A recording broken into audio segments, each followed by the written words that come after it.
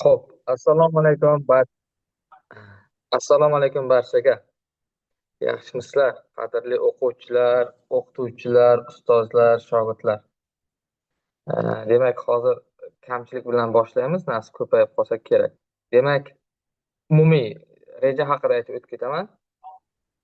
Bu Mhm. bir oylik intensiv darslar. Bu darslarni tashkillashtirishdan asosiy maqsad nima bo'lyapti? Asosiy maqsad imtihonga tayyorgarlik ko'rish.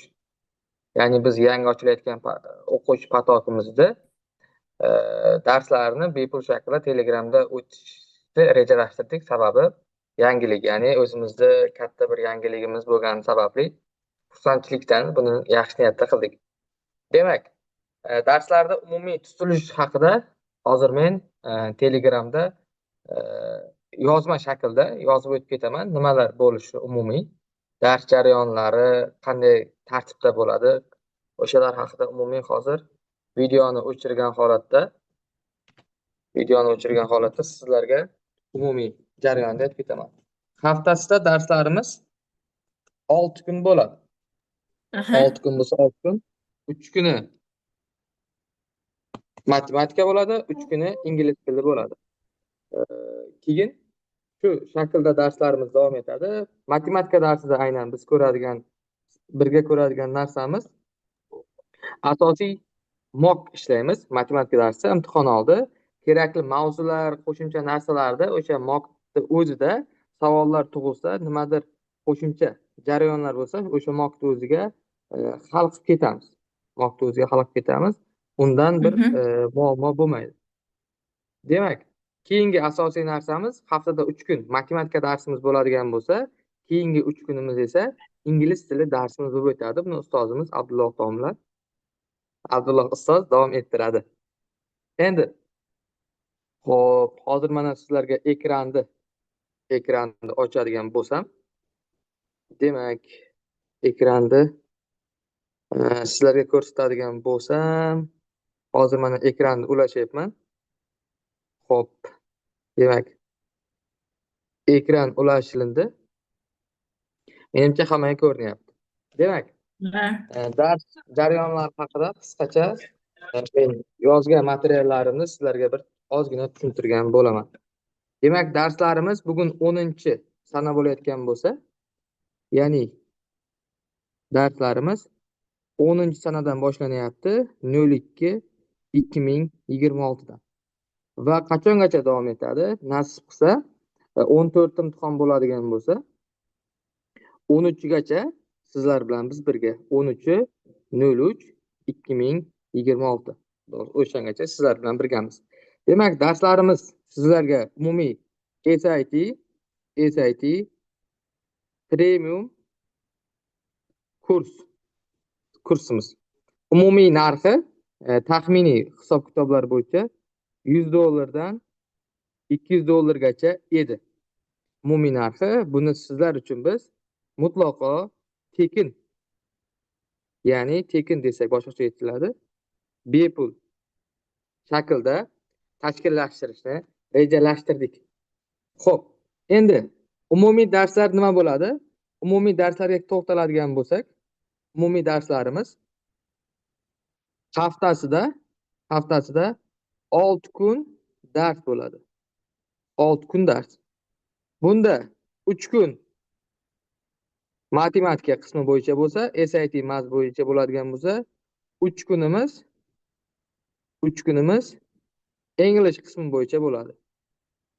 English qismi bo'yicha bo'ladi. Matematikani 800 lik ustozlar, ingliz tilini esa 700 lik ustozlar sizlarga darslarni olib boradi. Keyin asosiy haftada 3 kun darsimizda biz nima ko'ramiz? Matematika qismini aytib o'tib ketaman. Ingliz tili qismini ustozni o'zi aytib o'tib ketadi. Matematika qismida asosiy biz Math qismida nima ko'ramiz? Math qismida asosiy biz mock ishlaymiz. Mock, ya'ni imtihonga tushgan savollar bo'yicha mock. Bundan tashqari plus bo'ladi 800 ballik masalalarni ham ko'rib o'tib ketamiz. Endi bo'ldi, faqat shuni o'zi bilan cheklanib qolmaymiz. Bundan tashqari sizlar uchun maxsus beradigan asosiy video qo'llanma, video darslarimiz ham bor. Bulardan birinchisi SAT Maths, ya'ni SAT matematikani prediction. Prediction. Ya'ni prediction degani tushishi mumkin bo'lgan savollarni ham sizlarga taqdim etaman. Nasib qilsa, bugun ertagacha videomiz tayyor bo'lib YouTube'ga joylaymiz. Ya'ni e, Amerika top o'sha imtihon oluvchi tashkilotlar, davlatlar tomonidan eng kuchli mutaxassislari mart imtihonida shunga o'xshash savollar tushishi mumkin bo'lgan degan savollarni to'plagan holatda sizlarga birinchi, ikkinchi, uchinchi bir necha qismlarda taqdim etishimiz mumkin. Ya'ni tushish ehtimoli yuqori bo'lgan savollarni. Xo'p, ikkinchi biz sizlarga beradiganimiz, ya'ni tayyorgarlik jarayonida beradigan narsalarimiz bu SAT matematikani to'liq full overview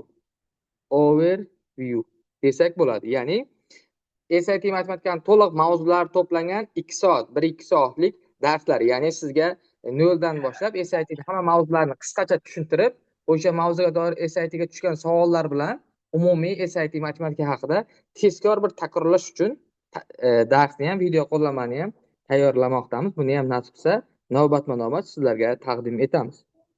Uchinchi sizlarga beradigan narsamiz bu hamma kutgan Desmos.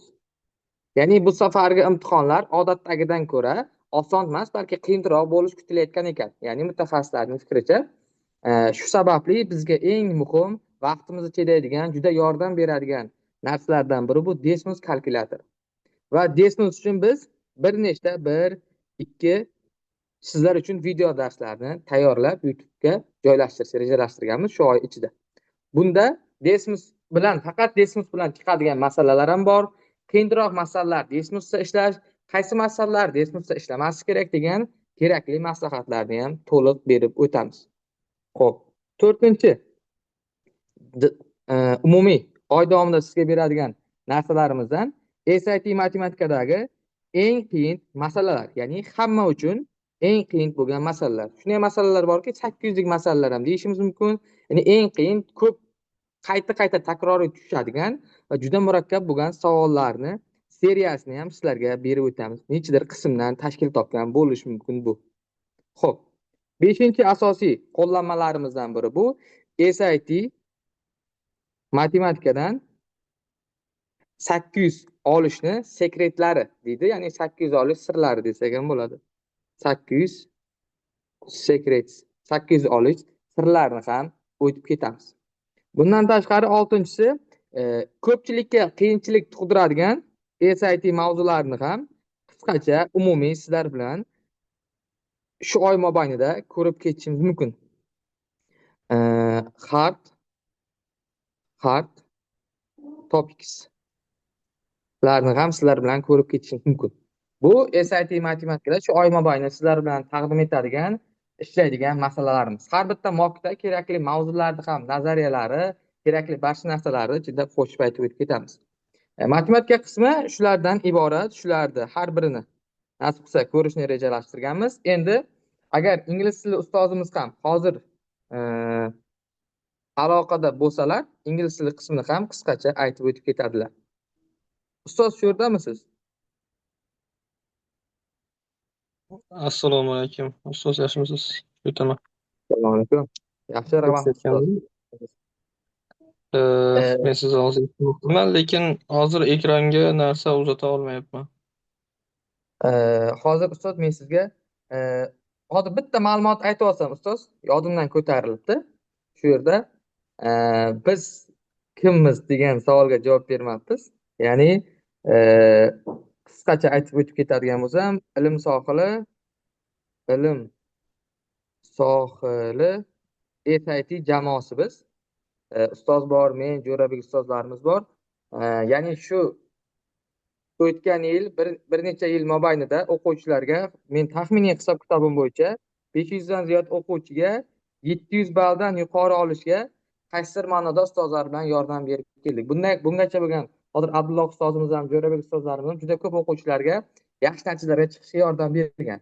Biz bularni SAT yozda qilgan SAT Revolution loyihamizda 200 ga yaqin o'quvchilarni bir oy mobaynida 150 200 ballga matematika qismini oshirishda yordam berganimizdan ko'rdik. Ya'ni ushbu jarayonlarni oldin biz faqat offlayn shaklda amalga oshirardik.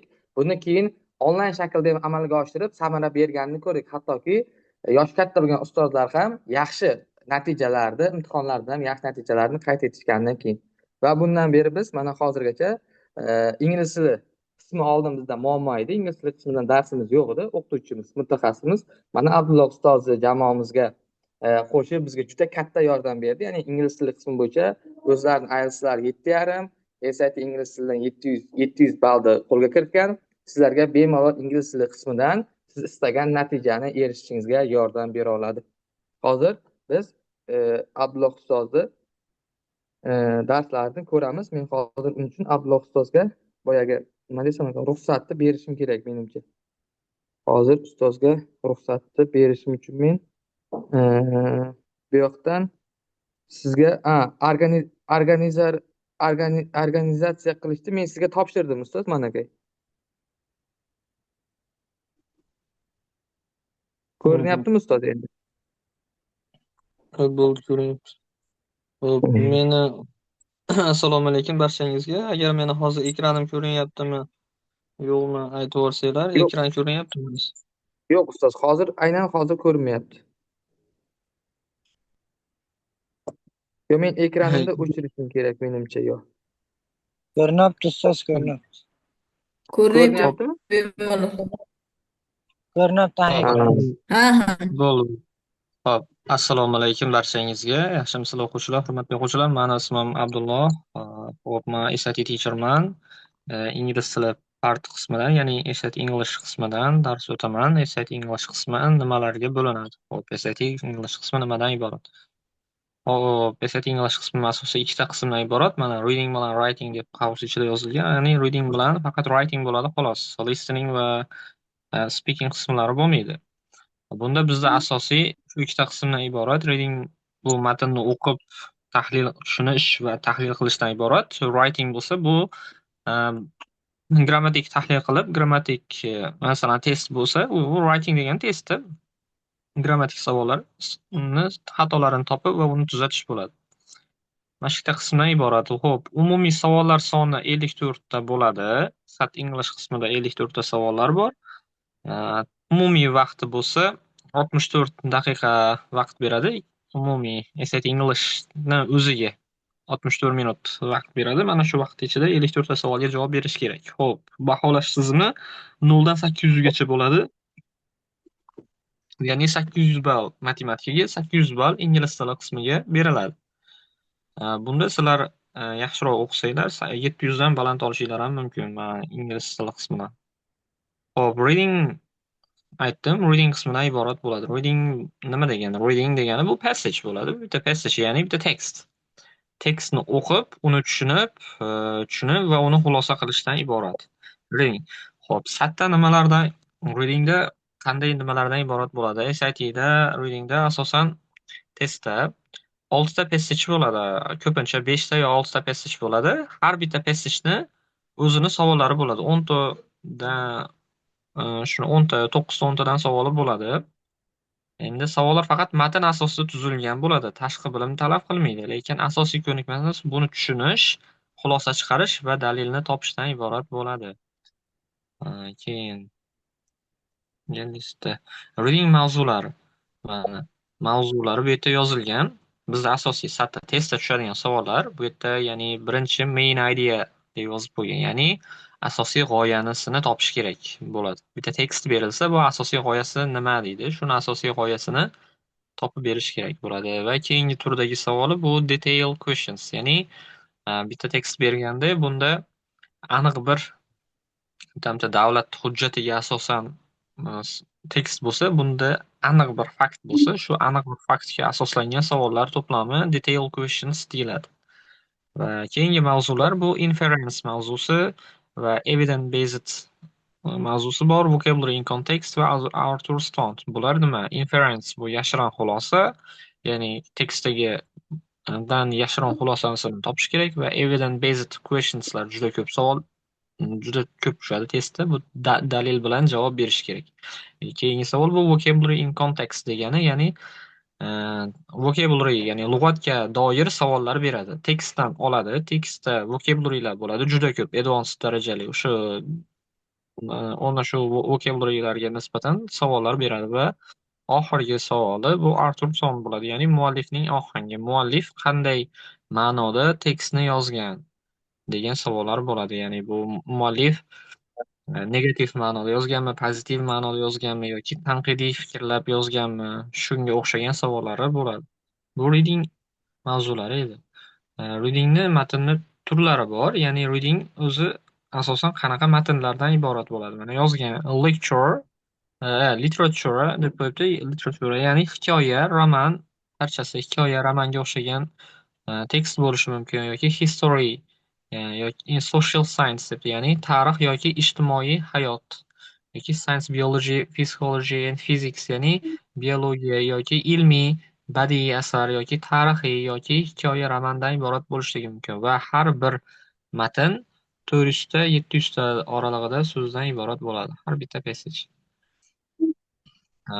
Endi writing qismiga kelsak, writing and language degan qismi bor. Writing and language degani bu asosan bu qismi nima degani? Bu qismi o'zi aslida grammatika qismi hisoblanadi. Ya'ni grammatikani tekshirish qismi. Bunda faqat test bo'ladi, test etish kerak bo'ladi. Test etishganda faqat shu grammatik xatolarini topish kerak bo'ladi xolos.